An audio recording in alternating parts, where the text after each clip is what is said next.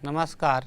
राज्य शिक्षा शोध एवं प्रशिक्षण परिषद बिहार पटना में आपका स्वागत है।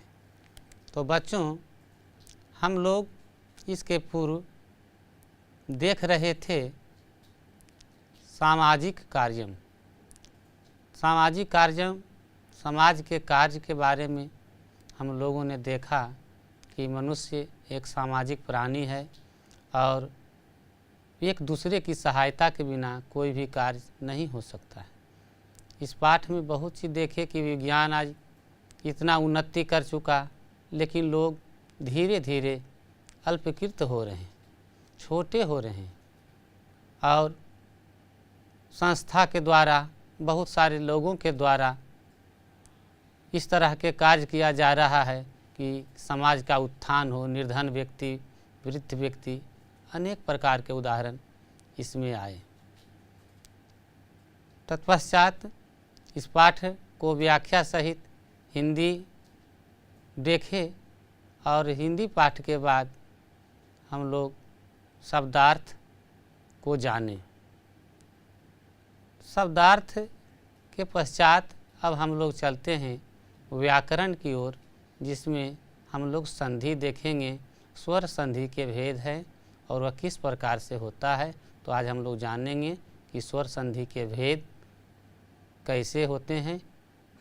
तो चलते हैं हम लोग पाठ की ओर। पहला है यद्यपि। स्वर संधि का भेद जो है उसमें दीर्घ संधि, गुण संधि, यण संधि, वृद्धि संधि और अयादि संधि। तो पहला है यद्यपि, यदि जोड़ अपि।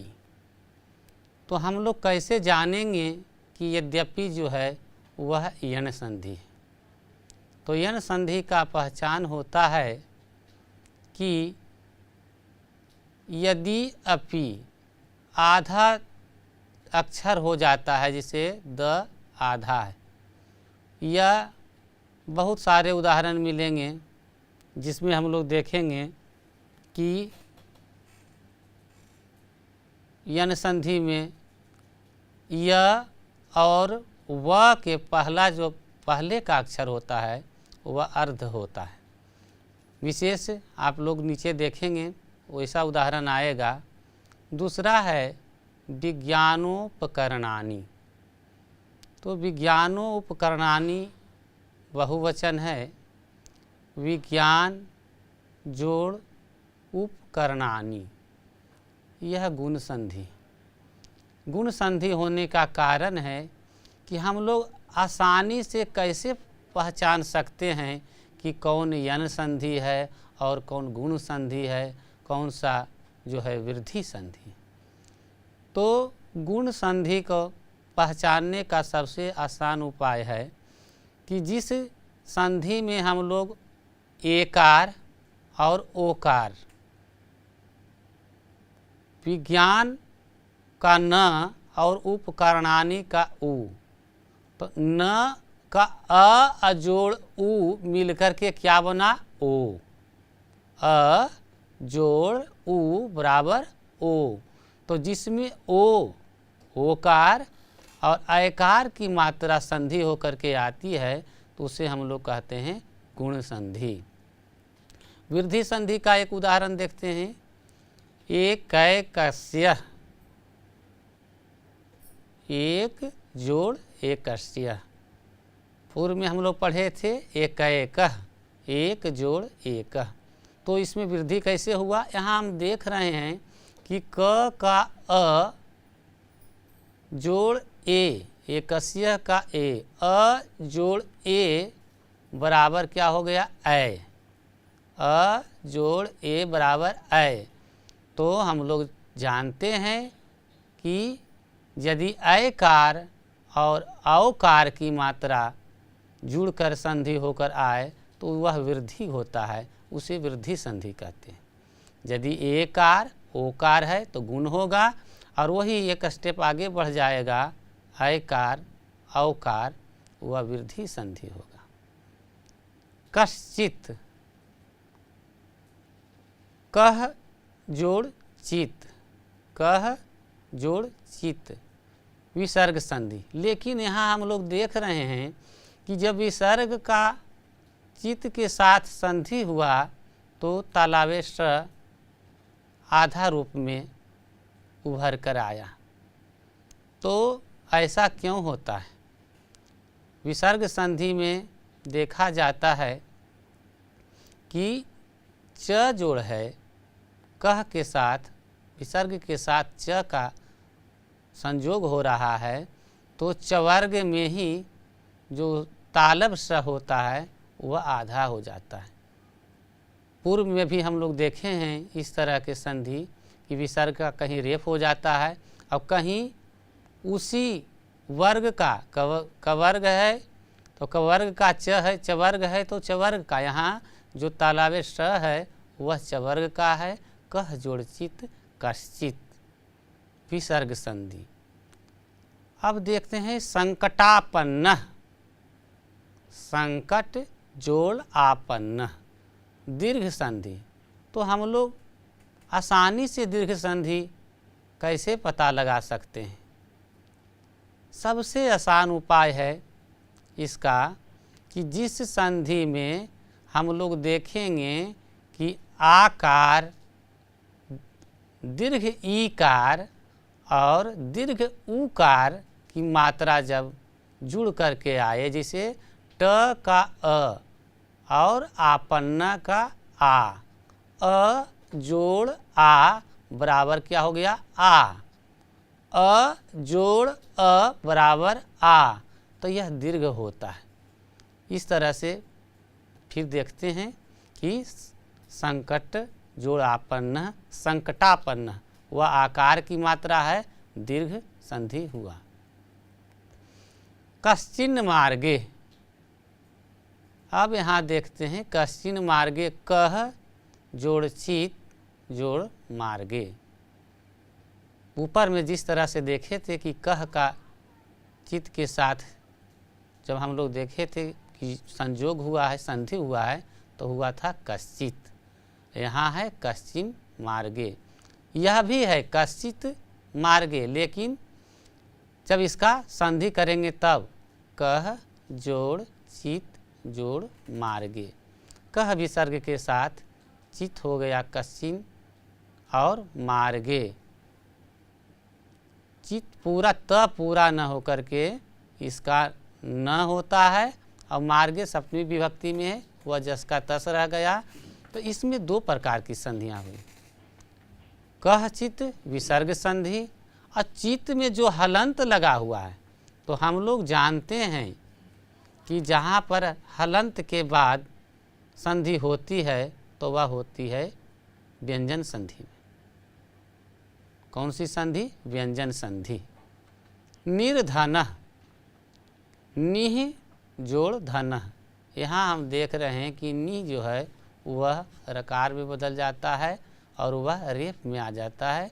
निह जोड़ धन, निर्धन विसर्ग संधि। इसी तरह से है दुर्बला,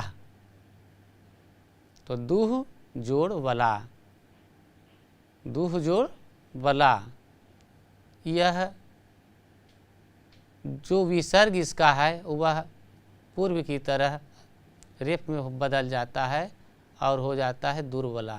दुर्बला के मतलब यह स्त्रीलिंग है, दुर्बल कमज़ोर महिलाएं या बालिकाएं जो कहें।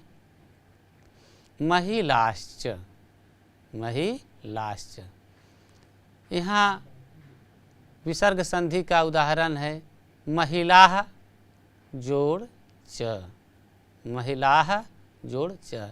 यहाँ विसर्ग जो है तालब स के रूप में अर्ध होता है, जिस तरह से हम लोग देखे थे कश्चित में, उसी तरह से यह विसर्ग संधि है महिलाश्च।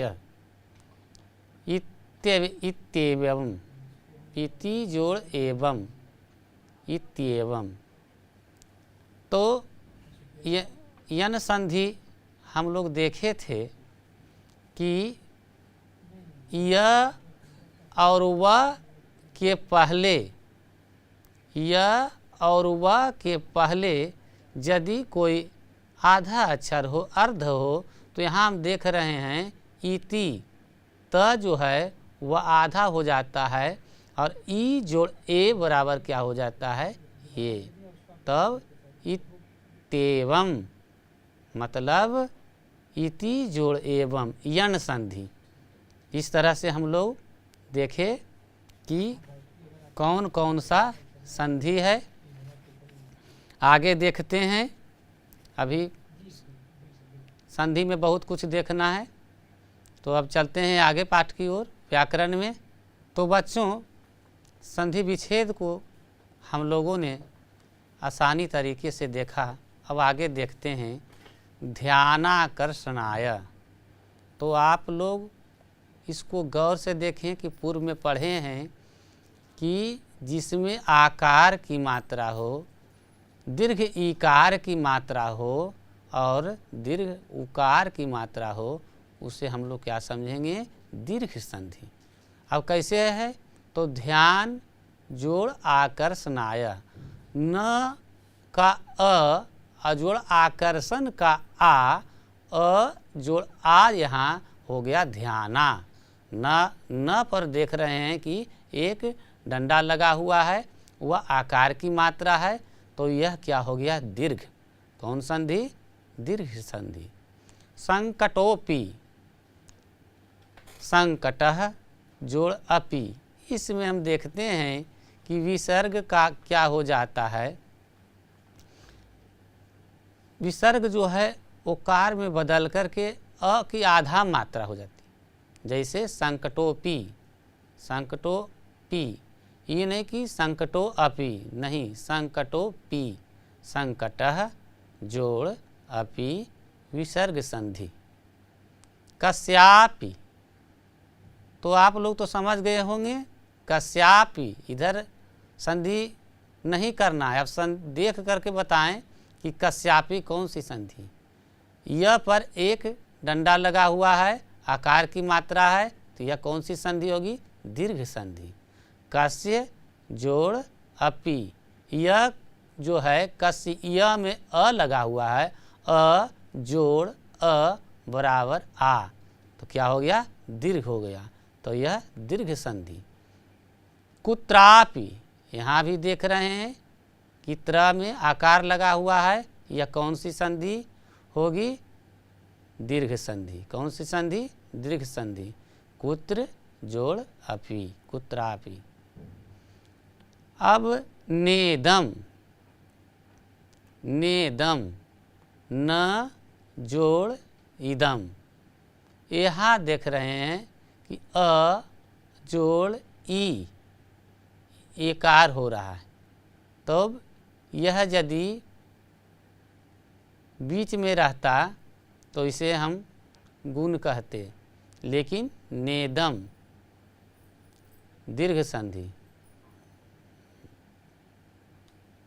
पुस्तकालयस्य, पुस्तक जोड़ आलयस्य, यहाँ देखते हैं कि पुस्तक आलय जब जुड़ता है क का अ और आलस्य का आ, तो देखते हैं कि आकार की मात्रा, क पर आकार की मात्रा, यहाँ पुस्तक जो है उस पर आकार की मात्रा नहीं, लेकिन जब आलस्य जुड़ता है तो आकार की मात्रा होने के कारण क्या हो गया, दीर्घ संधि।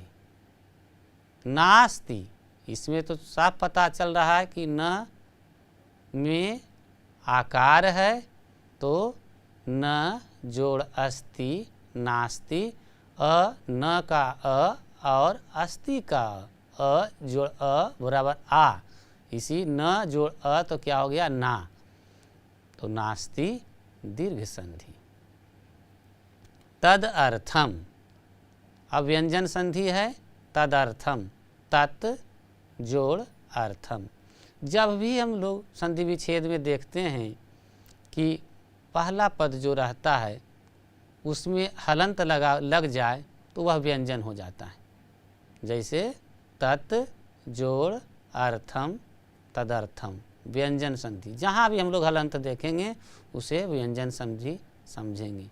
एकोपि, एकह जोड़ अपि, एकोपि विसर्ग संधि। यहाँ तो एक लगा हुआ, विसर्ग से ही पता चल रहा है कि कौन संधि है, तो वह विसर्ग संधि।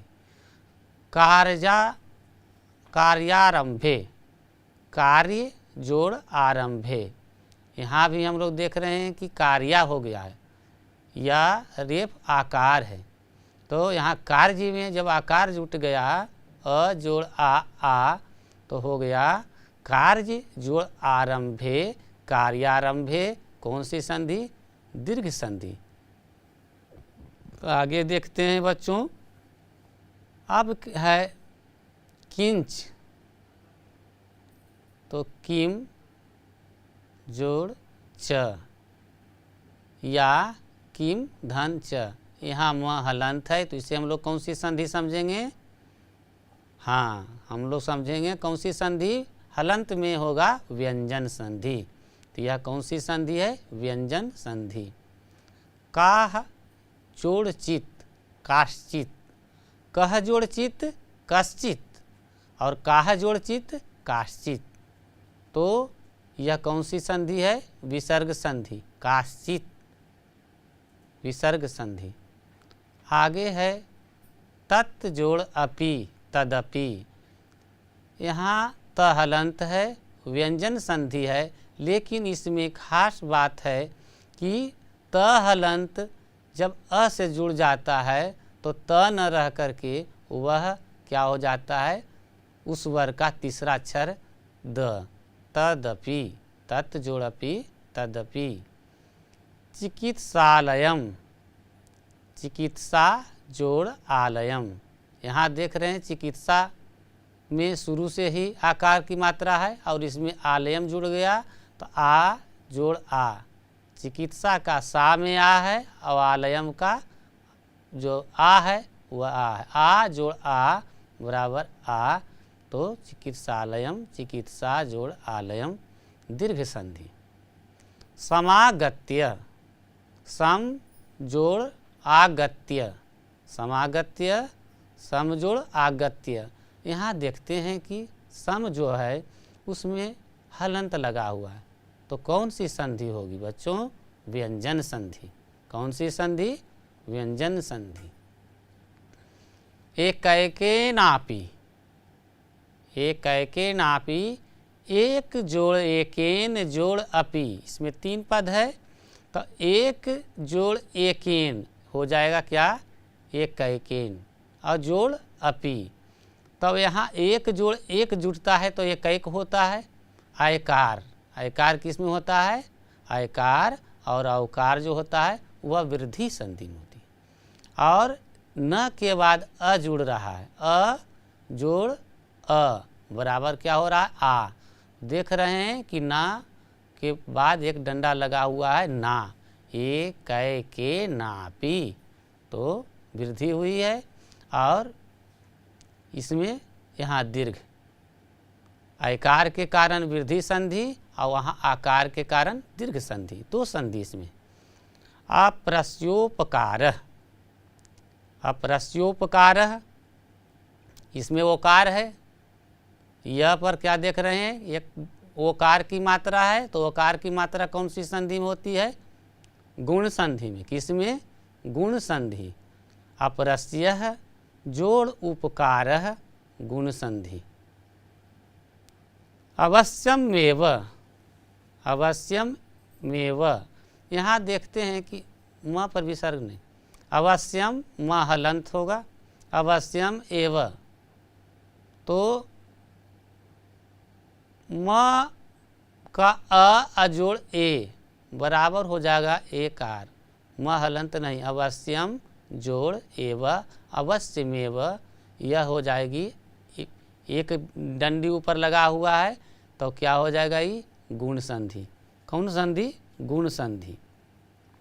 अब इसमें सिर्फ अयादि संधि नहीं था, तो थोड़ा सा हम लोग जान लेते हैं कि अयादि संधि क्या होता है। अयादि संधि में ए का आय होता है, ओ का ए का अय होता है, ओ का आय होता है, और ओ का अब होता है, और अव का आब होता है।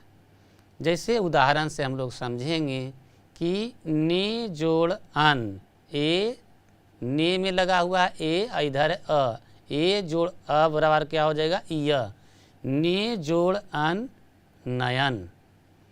फिर अवकार में हम लोग देखते हैं नौ जोड़ इक नाविक, यह अयादी संधि है। नौ जोड़ इक नाविक अयादी संधि, जिसमें अय आय अब आब हो।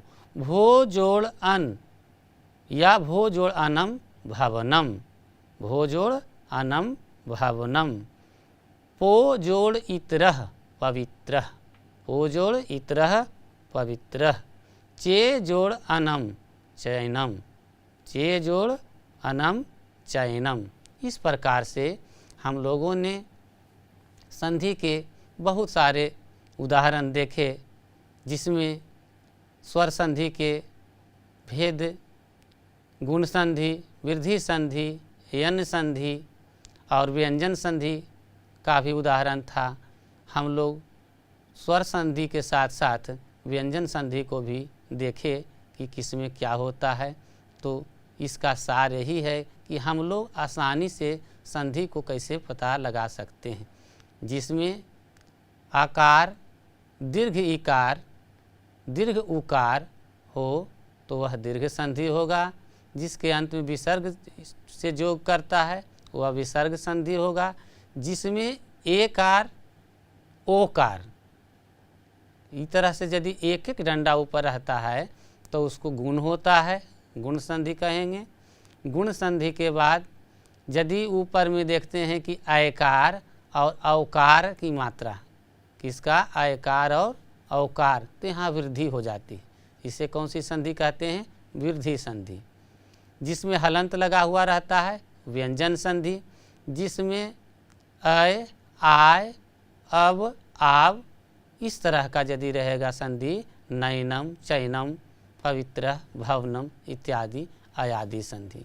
तो इस तरह से हम लोग संधि को देखे इस पाठ में। अब देखते हैं आगे थोड़ा सा और व्याकरण होगा। तो बच्चों अब हम लोग प्रश्न की ओर चलते हैं और देखते हैं कि निम्नलिखितानां शब्दानां अर्थ वदत। पाठ से लिया हुआ कुछ शब्द है जिसको हम लोग पूर्व में पढ़ चुके हैं, इसका शब्दार्थ को भी देख चुके हैं, लेकिन अब आप लोग को बताना है कि इसका अर्थ क्या होगा। अल्पीकृतः, क्या है, अल्पीकृतः। तो हम लोग सोचें कि इसका मतलब क्या होता है। तो चलते हैं देखते हैं कि अल्पीकृतः का मतलब क्या होगा। अल्पीकृतः का मतलब कम हो गया।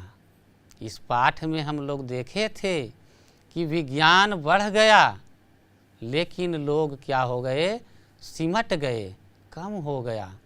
लोग अपने आप में स्वार्थी हो गए। इसी के लिए प्रयोग हुआ था अल्पीकृतः, कम हो गया, छोटा हो गया। प्रयुञ्जान, क्या है, प्रयुञ्जान। अब प्रयुञ्जान में हम लोग देख रहे हैं कि प्रयु के बाद य लगा हुआ है, इसके स्थान पर अंग क्यों नहीं लगा, या न क्यों नहीं लगा, म क्यों नहीं लगा। तो इसका एक सूत्र होता है कि इस तरह के शब्द में जहाँ इसको अनुसार में लिखेंगे तो एक अनुसार पड़ेगा, लेकिन जब यह मूल रूप में होगा तो य के बाद कौन सा अक्षर है, ज। यह कौन से वर्ग का है, च वर्ग का। तब च वर्ग का पंचमाक्षर होता है। जब इस तरह के हम लोग देखते हैं अनुसार की मात्रा में तो क्या हो जाता है, वो पंचाक्षर हो जाता है, पंचमा वाला अक्षर। तो च वर्ग में होता है य, इसलिए हो गया प्रयुञ्जान। इसका मतलब क्या होता है बच्चों, तो देखते हैं। प्रयुञ्जान क्या है, प्रयोग करते हैं। आज हम लोग बहुत तरह के वैज्ञानिक उपकरणों का प्रयोग करते हैं। इसी के लिए इस शब्द का चयन हुआ है। प्रयुञ्जानः प्रयोग करते हैं। अगला है एकाकित्वेन। एकाकित्वेन, तो एकाकित्वेन का मतलब क्या होगा, तो हम लोग देखते हैं एकाकित्वेन। आप लोग सोचिए क्या होगा, अकेलापन के कारण। एकाकित्वेन, अकेलापन के कारण। आज अकेलापन के कारण लोग स्वार्थी हो रहे हैं और दूसरे के हित से हट करके दूसरे का सुख नहीं देखना चाहते। इसलिए अकेलापन के कारण मनुष्य स्वार्थी हो रहा है, सिर्फ अपने बारे में सोचता है। हिता हितम, हित जोड़ा हितम, हिता हितम, तो इसका मतलब क्या होगा, हिता हितम, हित और अहित। हिता हितम के मतलब हित और अहित का प्रश्न दिया हुआ है। हित और अहित मतलब किसी का जब हम भलाई करते हैं तो हित होता है, किसी को कष्ट पहुंचाते हैं तो क्या होता है, वह अहित होता है। परोपकाराय पुण्याय पापाय परपीडनम, दूसरे को परोपकार करना, हित करना पुण्य का काम है, और दूसरे को अहित करना, कष्ट देना, वह पाप का काम है। अहितम अहितम। क्वचित, तो बच्चों देखते हैं कि क्वचित का मतलब क्या होता है। कहीं, क्वचित का मतलब कहीं। राम कहीं टहल रहा है तो उसमें क्या हो जाएगा, क्वचित का प्रयोग करेंगे। रामा क्वचित टहलना भरमति। यह राम कहाँ जा रहा है, तो रामः क्वचित गच्छति। प्रत्युत, प्रत्युत का मतलब क्या होता है, तो हम लोग इसका अर्थ देखते हैं। प्रत्युत मतलब बल्कि, अपितु। हम लोग वाक्य के लिखने में जब दो वाक्य को जोड़ते हैं वहाँ पर लिखते हैं परंतु, बल्कि, अपितु, वरन। इसका संस्कृत में एक शब्द है प्रत्युत। सर्वदा, सर्वदा का मतलब क्या, तो देखते हैं हम लोग। सर्वदा, सदैव, सदा, हमेशा। सर्वदा के मतलब सदैव, हमेशा। यहाँ सदैव में भी देख रहे हैं आयकार है तो वृद्धि संधि, तो सर्वदा का सदैव, हमेशा, सदा। सूतराम, सूतराम, तो बच्चों इसका क्या होगा अर्थ, सूतराम बहुत, अत्यंत। जब अधिक मात्रा में होता है तो हाँ हम लोग सूतराम का प्रयोग करते हैं, बहुत, अधिक या अत्यंत। विन्यासाम, विन्यास, विन्यासम, तो विन्यासम का देखते हैं अर्थ क्या होता है। यहाँ देख रहे हैं यह में क्या है, आकार की मात्रा है, तो इसको क्या कहेंगे, इसमें वृद्धि हुई, वृद्धि नहीं दीर्घ हुई, इसलिए इसमें दीर्घ संधि है। और इसका अर्थ देखते हैं विन्यासम, रचना करना, निर्माण करना, रचना निर्माण, विन्यासम। वर्धते, वर्धते, यह क्या है, वर्धते, ते इते अंते एक वचन में है लट लकार का, तो इसका देखते हैं कि क्या अर्थ होता है। वर्धते बढ़ना शब्द से है, तो देखते हैं इसका अर्थ क्या होता है, बढ़ता है। वर्धते मतलब बढ़ता है। अब है आसीत, आसीत का मतलब भूतकाल, तो आसीत का अर्थ क्या होगा बच्चों, आसीत मतलब था। एकः निरपः आसीत, एक राजा था। एकः कुर्म आसीत, एक कछुआ था। तो आसीत का मतलब देखिए क्या होता है, था। आसीत का मतलब था। तो अब हम लोग इस पाठ में पाठ को पढ़े और पाठ पढ़ने के बाद इसका हिंदी अर्थ इत्यादि तत्पश्चात हम लोग व्याकरण भाग में संधि को देखें, जिसमें दीर्घ संधि, यण संधि, गुण संधि, व्यंजन संधि और अयादि संधि भी देखें। और हम लोग देखें कि संधि का पहचान सरल ढंग से हम लोग किस तरह से कर सकते हैं। तत्पश्चात हम लोगों ने अभी कुछ पद थे उसका अर्थ देखे, अल्पकृतः इत्यादि। तो बच्चों, हम आप लोगों से आशा करते हैं कि आप लोग इस पाठ में दिए हुए संधि प्रकरण को अच्छी तरह से नोट कर लेंगे, लिख लेंगे और उसका अध्ययन मनन करते रहेंगे।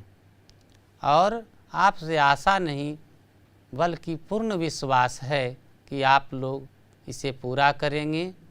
और फिर मिलते हैं अगले वर्ग कक्ष में। तब तक के लिए नमस्कार, धन्यवाद।